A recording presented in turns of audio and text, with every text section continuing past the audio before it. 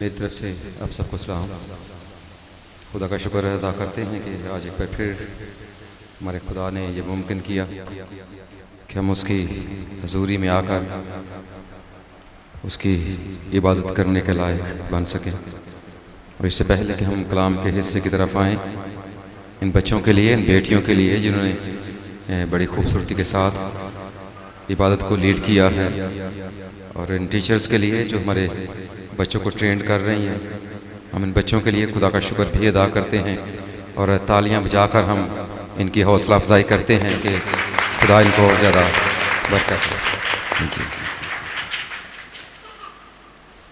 اور آج جو کلام کا حصہ ہمارے سامنے وہ مقدس یوحنا رسول کی معرفت لکھا گیا انجیلی بیان ہے، اور اس کا 5واں باب۔ جن کے پاس خدا کا زندہ کلام موجود ہے کتاب مقدس کی صورت میں، مقدس یوحنا رسول کی معرفت لکھی گئی انجیل اور اس کا 5واں باب، اور 5ویں باب کی پہلی 9 آیات، پہلی آیت سے لے کر 9ویں آیت تک۔ کوئی بھی آپ میں سے اس حوالے کو تلاوت کرنے میں ہماری رہنمائی کر سکتا ہے۔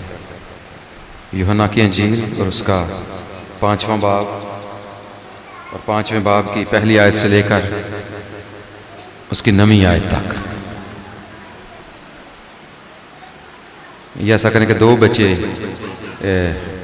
اس حوالے کی تلاوت کریں گے۔ پہلی 5 آیات بیٹوں میں سے کوئی بھی تلاوت کرے، اور پھر 6 سے 9ویں آیت، 6، 7، 8 اور 9 جو 4 آیات ہیں وہ بیٹیوں میں سے کوئی بھی تلاوت کر سکتا ہے۔ 2 بچے یہ ورد تلاوت کریں گے، بیٹوں میں سے پہلی آیت سے لے کر 5ویں آیت تک، اور پھر بیٹیوں میں سے 6 آیت سے 9ویں آیت تک۔ یوحنا کی انجیل اور اس کا 5واں باب اور اس کی پہلی آیت سے۔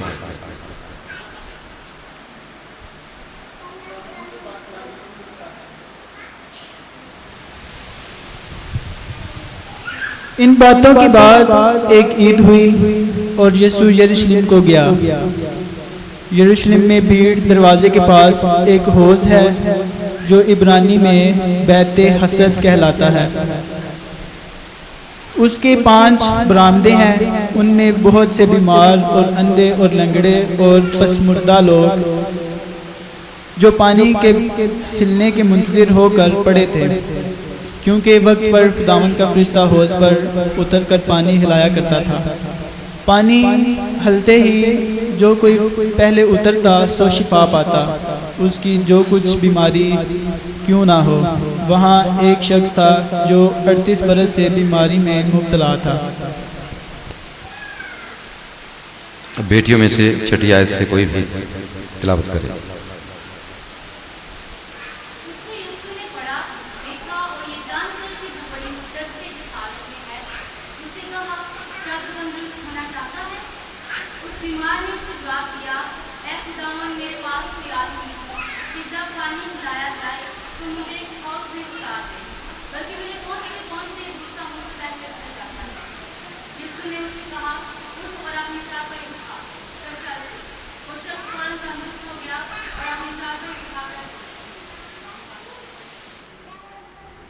آمین، خدا کا شکر ہو۔ اور وہ دن سبت کا تھا، یہ بھی بیٹا 9ویں آیت کا حصہ ہے۔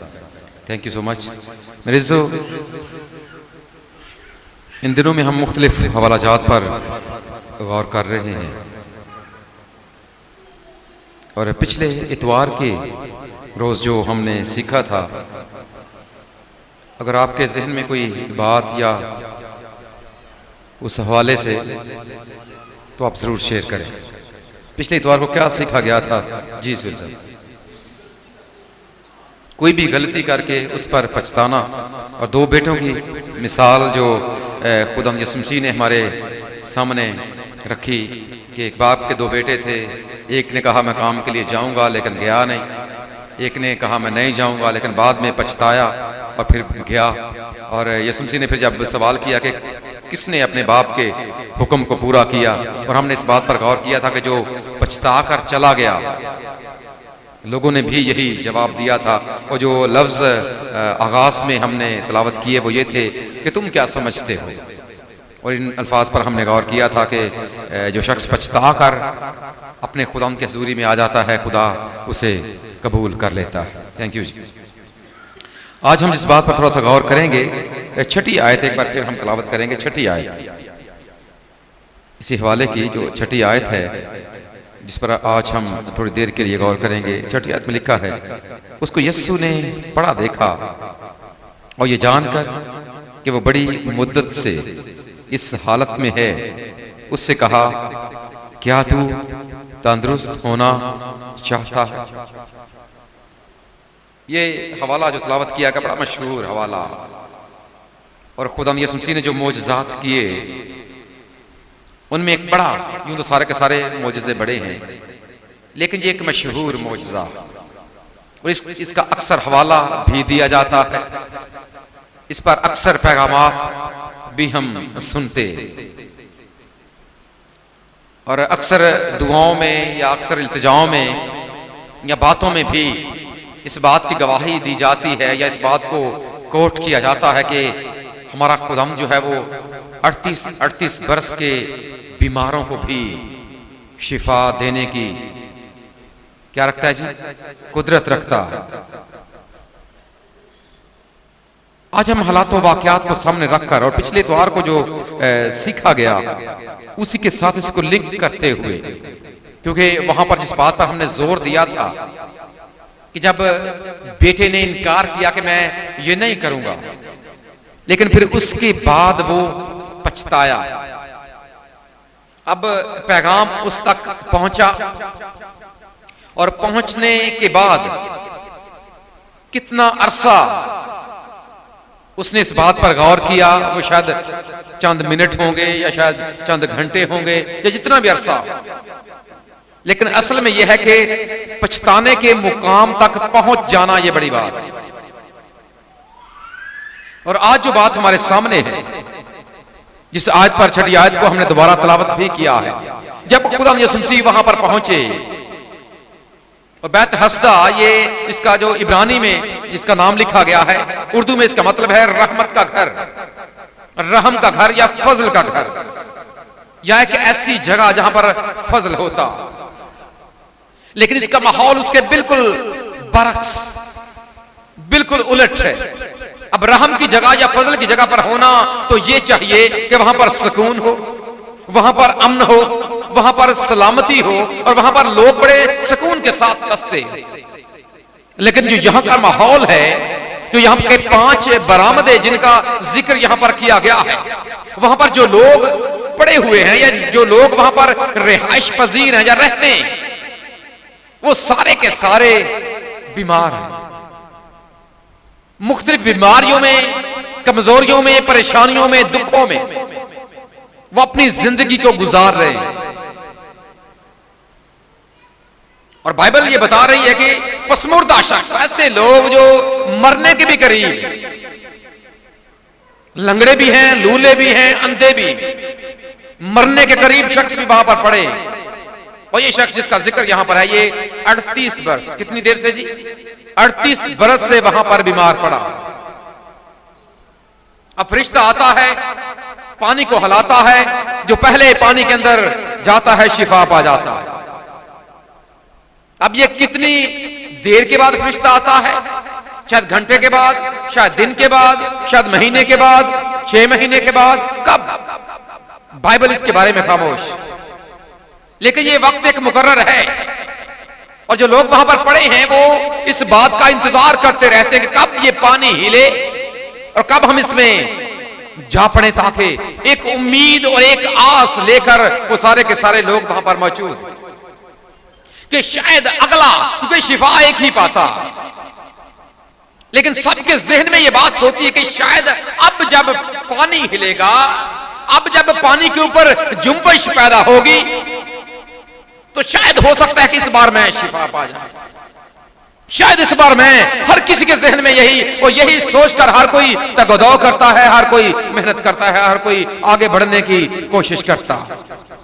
اب جب اس شخص کو وہاں پر پڑے ہوئے 38 برس گزر چکے اور خداوند یسوع مسیح کے یہ لفظ جب اس نے اس کو دیکھا، 6 آیت میں لکھا ہے کہ یسوع نے اسے وہاں پر پڑا دیکھا اور یہ جان کر کہ بڑی مدت سے. اب جو مدت کا لفظ ہے یہ ایک لمبے عرصے کو بیان کرتا،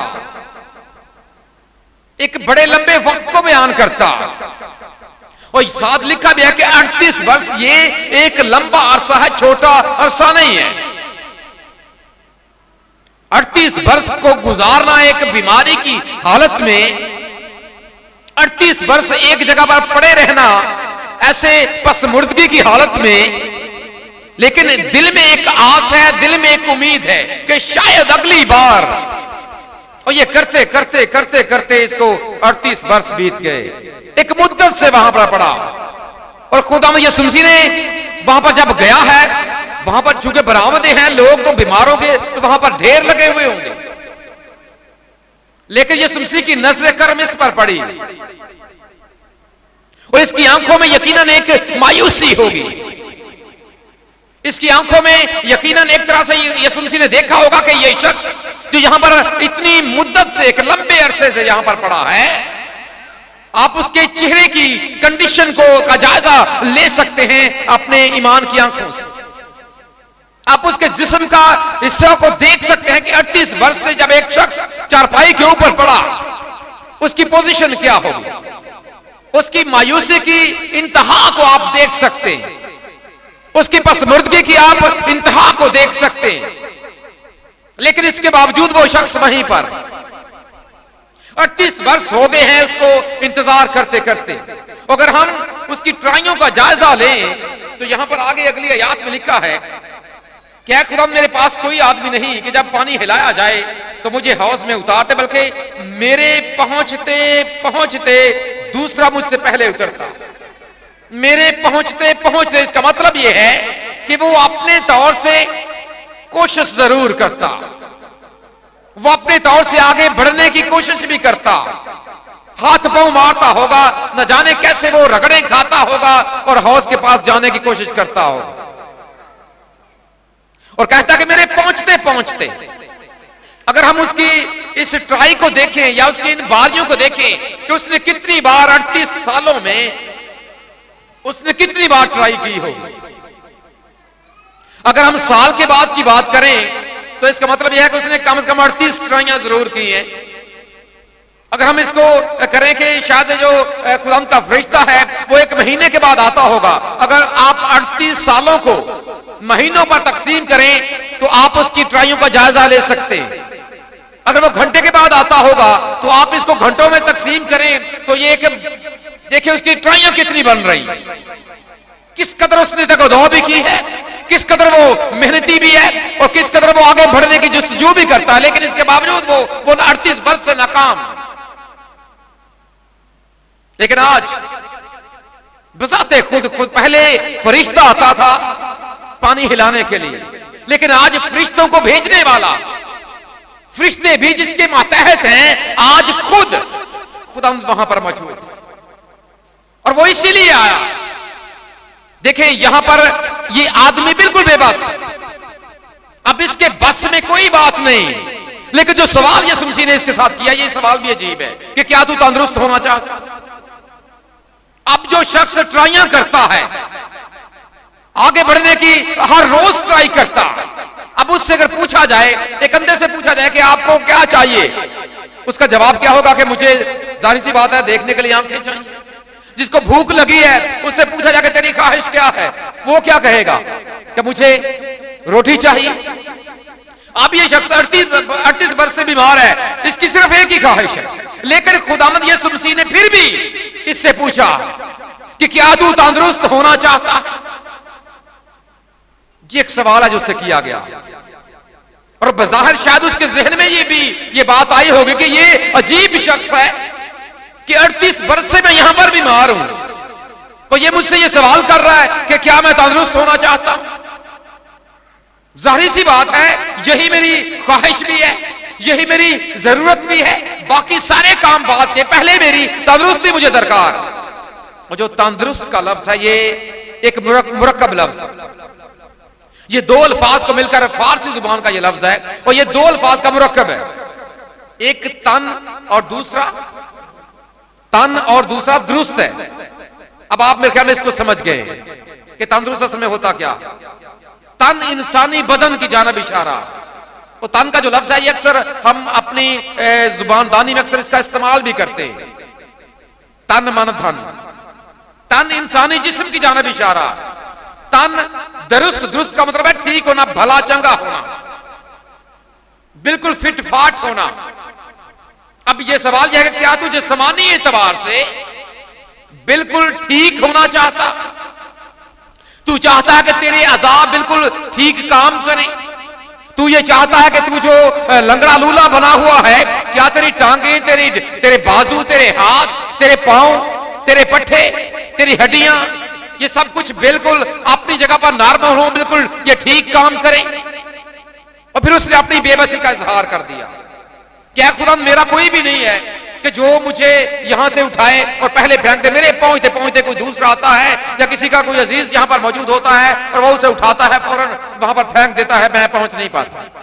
اس نے اپنی بے بسی کا اظہار کر دیا کہ میں اپنے طور سے اب کچھ نہیں کر، اتنی ٹرائیاں کرتے اب میری مایوسی میری زندگی کا حصہ بن چکی۔ لیکن آج جو بات، کیونکہ جب اس نے اس بات کا اقرار کیا کہ خدا میں اب اپنے طور پر کچھ نہیں کر سکتا، پھر خدا نے اس کے لیے وہ کر دیا جو اسے درکار تھا۔ آج جب ہم اس بات پر غور کر رہے ہیں، جب یہ واقعہ آج میرے اور آپ کے سامنے ہے، جب یہ آیت کریمہ میرے اور آپ کے سامنے ہے کہ خداوند یسوع مسیح جب آتے ہیں لوگوں کو دیکھتے ہیں، اور ہمارا یہ ایمان ہے، بائبل کی یہ تعلیم ہے کہ وہ آج بھی اپنے لوگوں کے درمیان، ہم نے جب مکاشفہ کی کتاب کو سیکھا تھا اس کے پہلے باب ہی میں ہم نے اس بات کو سیکھا تھا کہ ہمارا خداوند آج بھی کلیسیاؤں کے درمیان پھرتا، ہمارا خداوند آج بھی کیا کرتا ہے کلیسیاؤں کے درمیان۔ شاید بھول گئے ہیں آپ، یاد ہے کسی کو یہ بات ہم نے سیکھی؟ کوئی یاد دلا سکتا ہے کسی کو وہ آیت یاد ہو جس سے جب ہم سیکھ رہے تھے تو ہم نے اس بات کو سیکھا تھا؟ مکاشفہ کی کتاب کے پہلے باب میں جب یہ کہا گیا کہ جو 7 ستارے ہیں یہ کیا ہیں اور یہ ان کا بھید کیا ہے، وہاں پر ہم نے اس بات کو سیکھی تھی کہ ایک آدم ذات سا شخص، ہم نے ایک خدا اپنی کلیسیاؤں کے درمیان، یسوع مسیح اپنی کلیسیاؤں کے درمیان آج بھی پھرتا، آج بھی وہ ان کا جائزہ لیتا ہے۔ لیکن آج جب وہ دیکھتا ہے، یہ بات یاد رکھیں یہاں پر جسمانی ایک بیمار کا ذکر ہے، لیکن آج ہم جس بات کو سیکھنے جا رہے ہیں وہ صرف جسمانی بیماری نہیں ہے، بلکہ اگر آج وہ ہمیں دیکھتا ہے اور اگر ہمارا یہ ایمان ہے کہ آج بھی ہمارے درمیان، ہماری گلیوں میں، ہمارے بازاروں میں، ہمارے خاندانوں میں، ہمارے گھروں میں، ہمارے چرچز میں، ہمارے سارے معاشرے میں جب آج وہ پھرتا ہے، اور پاک کلام میں لکھا ہے کہ خدا کی آنکھیں ساری زمین کی سیر کرتی ہیں، جب آج بھی وہ دیکھتا ہے کہ یہ شخص جہاں پر اس نے یسوع مسیح نے دیکھا کہ یہ کتنی مدت سے اس بیماری کی حالت میں ہے، وہ آج بھی آپ لوگوں کو دیکھتا ہے،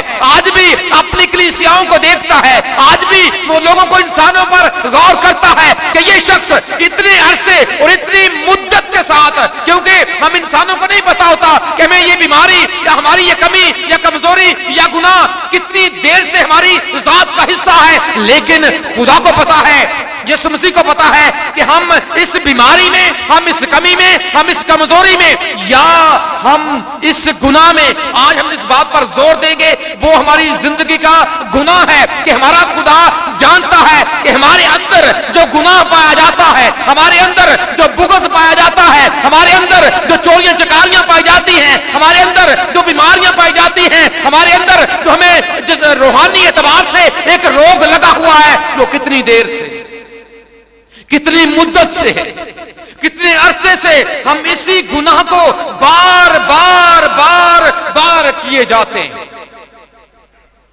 ایک ہی گناہ کتنی بار ہم کیے جاتے ہیں کہ اس کے اس قدر مسلسل عادی بن چکے ہیں کہ اب اس سے چھٹکارا ممکن نہیں۔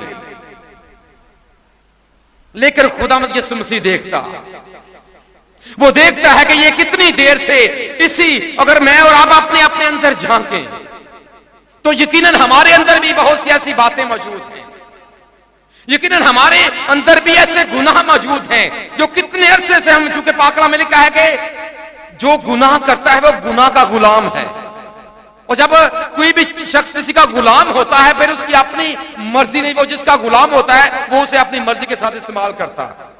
جو ایک انسان نشہ کرتا، سگریٹ پیتا ہے، تھوڑی دیر کے بعد ادھر کھانا کھایا، ادھر پھر اسے یاد آتا ہے کہ میں نے سگریٹ پینا ہے، جب نہیں وہ پیے گا تو اسے محسوس ہوگا کہ شاید میری پتہ نہیں مجھے کیا ہو رہا۔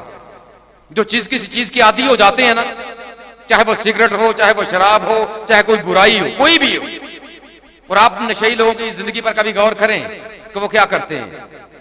جب تھوڑی دیر کے لیے، تھوڑے وقت کے لیے ان کو وہ نشہ نہ ملے تو ان کا جسم ٹوٹنے لگتا اور وہ بے خود ہونے لگتے ہیں، ان کا جسم کانپنا شروع ہو جاتا، کیونکہ وہ جس چیز کی عادی ہیں ان کا جسم اس کی ڈیمانڈ کر رہا۔ یسوع مسیح دیکھ رہے کہ کتنے عرصے سے، کتنی مدت سے یہ بات یاد رکھیں، اور جب ہم اس کے عادی اور غلام بن جاتے ہیں پھر اپنی کوشش سے پھر اس سے چھٹکارا پانا ہمارے لیے ممکن نہیں رہتا۔ یہ شخص بھی عادی ہے، ٹرائیاں بھی کرتا ہے، چھوڑنا بھی چاہتا ہے، بیماری سے رہائی بھی پانا چاہتا ہے، لیکن اس کے باوجود بے بس۔ اس کا مطلب یہ ہے کہ جب ہم بے بس ہوتے ہیں تو پھر ہمیں کسی نجات دہندے کی ضرورت ہوتی ہے، پھر ضرورت ہوتی ہے کہ کوئی ہماری آ کر مدد کرے اور ہمیں اس حالت سے نکالے۔ اور یسوع مسیح یاد رکھیں اسی لیے آیا تاکہ وہ آپ چاہے جتنے لمبے عرصے سے مرضی کسی گناہ میں مبتلا ہیں، چاہے آپ گناہ کے غلام بن چکے ہیں، لیکن آپ کا خداوند آج آپ کو رہائی دینا چاہتا۔ غور آپ نے کرنا ہے کہ آپ کے اندر کون سا گناہ ہے، آپ کس چیز کے عادی، کون سی برائی آپ کی زندگی کا مسلسل حصہ بن چکی ہے، کون سا گناہ آپ کی زندگی کا مسلسل حصہ بن چکا ہے جس کے بغیر آپ کا گزارا ممکن نہیں۔ جب آپ وہ کام نہیں کرتے آپ کو ایک عجیب الجھن سی ہوتی، لیکن خدا چاہتا ہے کہ آپ اس سے رہائی ہو۔ اور وہ آج یہ سوال آپ سے کرتا کہ کیا تم اس سے چھٹکارا پانا چاہتے ہو؟ کیا تم اس سے رہائی پانا چاہتے ہو؟ میرا اور آپ کا جواب کیا ہے؟ اگر ہاں میں ہے، اگر میرا اور آپ کا جواب بھی ہاں میں ہے، اس شخص یاد رکھیں جو چیز پھر ہمیں ناممکن نظر آتی ہے، جب اس شخص نے کہا کہ خدا میرا تو کوئی بھی نہیں ہے، میں اپنے طور سے یہ کچھ نہیں کر سکتا، اور یاد رکھیں بائبل کی تعلیم یہ ہے کہ آپ اپنے اعمال کی بنیاد پر نجات نہیں پا سکتے، آپ بلکہ یہ خالصاً خدا کا فضل ہے۔ جب آپ اس پر ایمان لاتے ہیں، جب آپ اس کو سچے دل سے قبول کرتے ہیں تو پھر وہ آپ کے لیے ممکن بناتا۔ بظاہر اس کے لیے چلنا پھرنا ناممکن ہے، لیکن خداوند نے ممکن کیا۔ وجہ کیا ہے کہ اس نے اپنی بے بسی کا اقرار کر دیا، اپنے بے بس اپنے ہاتھ اٹھا دیے کہ خدا میں اب کچھ نہیں کر سکتا، اب میں تیرے سپرد ہوں۔ اور پھر آگے جو کام یسوع مسیح نے کیا، اگر ہم نویں آیت کو دوبارہ پڑھیں تو وہاں پر لکھا ہے کہ اس نے کہا، یسوع نے اس سے کہا اٹھ۔ 3 کام یسوع مسیح نے اس سے کروائے۔ یہ شخص 38 سال سے وہاں پر پڑا ہے، اب یہ اٹھنا بھول چکا، اسے پتہ نہیں کہ اٹھنا کیسے ہے۔ 3 کام یسوع مسیح نے اس سے کہے ہیں۔ پہلا کام کیا کیا؟ اٹھ۔ پہلے یہ اٹھ نہیں سکتا تھا، یہ اٹھ بھی پڑا ہے۔ دوسرا کام کیا کہا؟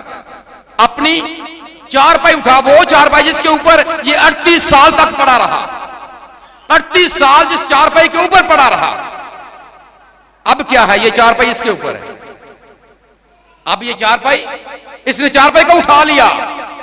اور تیسرا کام کیا ہوا؟ چل پھر۔ اب یہ چلنے پھرنے سے بھی معذور ہے۔ تینوں کام اس کے لیے ناممکن تھے، لیکن تینوں کام یسوع مسیح نے ممکن کیے۔ اور پاک کلام میں لکھا ہے جب تک خداوند ہی گھر نہ بنائے جو کچھ مرضی کرتے رہے۔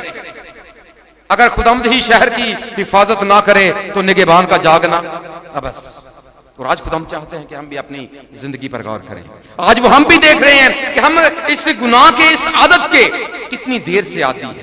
غور کریں اپنی زندگی پر، کیا وہ ایسا گناہ ہے جو واقعی ہماری ذات کا مستقل حصہ بن چکا ہے، جس سے چھٹکارا ممکن ہے؟ ایسی عادت جو آپ کی ذات کا، آپ کی زندگی کا مسلسل حصہ بن چکی ہے اور آپ اس سے رہائی پانا چاہتے ہیں، سو آج خدا کے سامنے جھک جائیں، اپنے گنہگار ہونے کا اقرار کریں کہ ہاں خدا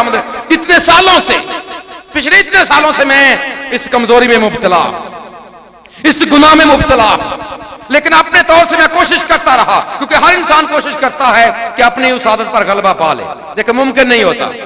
اپنے خداوند کے سامنے اس بات کو رکھیں، اس بات کا اقرار کریں کہ ہاں خداوند میں اس پر غلبہ پانا چاہتا ہوں، لیکن خود سے پا نہیں سب، میری مدد کر، میرا چارہ کر۔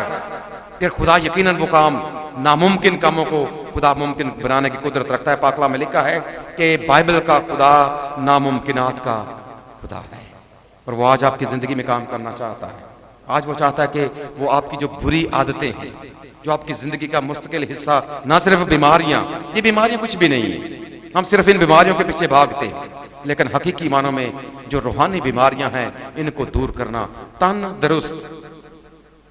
اور آپ کو پتا ہے جب انسانی ہم جسم کی بات کرتے ہیں، بظاہر دیکھنے میں یہ جسم ہے، لیکن یہ زندہ اس وقت تک ہے جب ہماری روح اور ہمارا جسم یہ دونوں یکجا